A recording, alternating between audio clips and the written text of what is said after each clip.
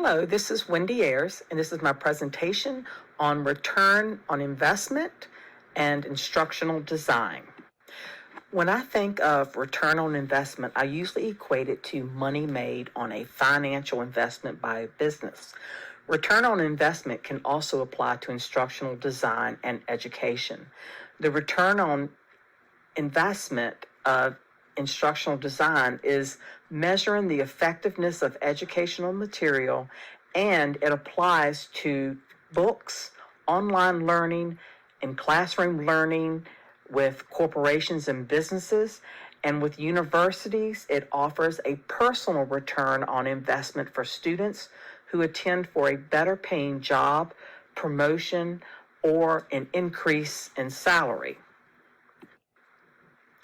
Determining the ROI on ID requires measurable goals such as improved academic performance or productivity, training or education associated with institutional needs, requires a focus on the benefits of training and how it will improve student or employee performance.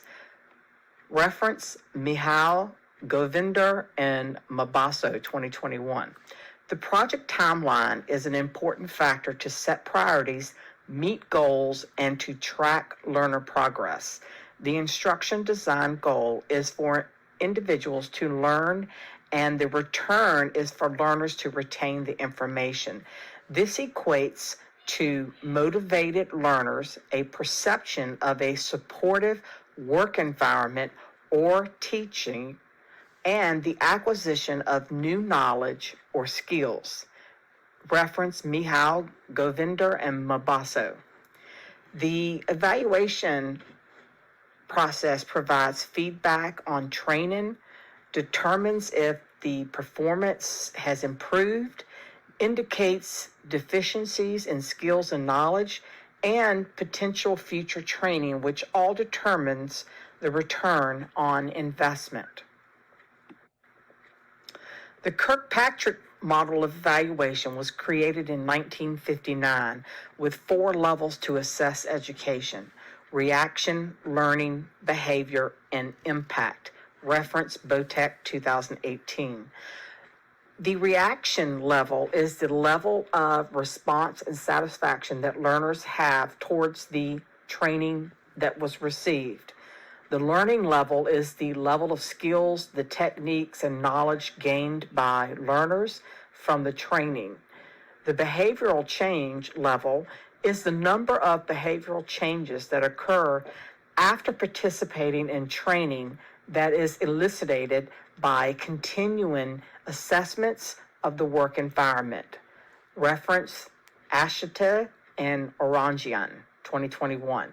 The impact level assesses the outcomes of behavior changes, such as an increase in performance or a decrease in complaints.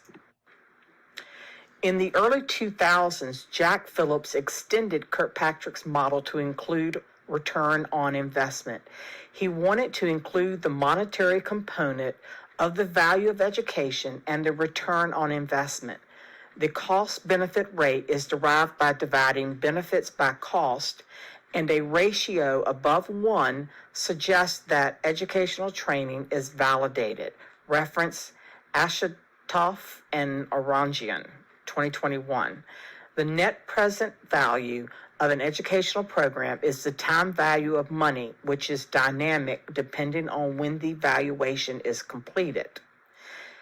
Ashitoff and Orangian, 2021, suggested that training and improvements of the employee or student performance and the expense to benefit and the rate of return on investment is effective on training programs.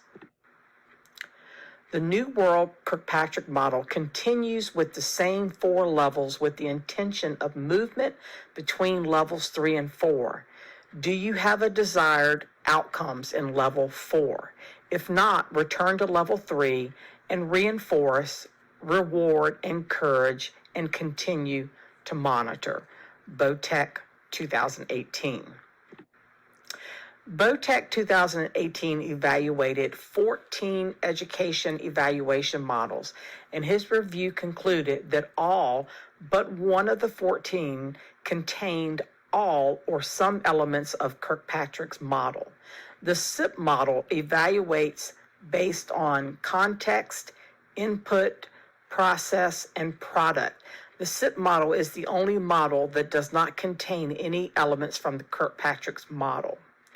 Context evaluates the strengths and weaknesses before setting goals for an educational program. Reference BOTEC 2018. The input evaluation focuses on the plan and what is involved to accomplish specific outcomes. The process evaluation focuses on the actions needed for a program, the development and the implementation, monitoring, and the feedback. BOTEC 2018.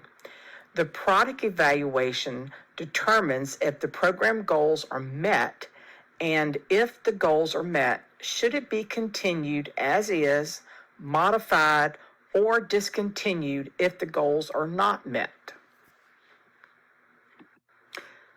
Designed e-learning outcomes are to improve satisfaction, boost retention, ensure compliance, and decrease the time to value ratio.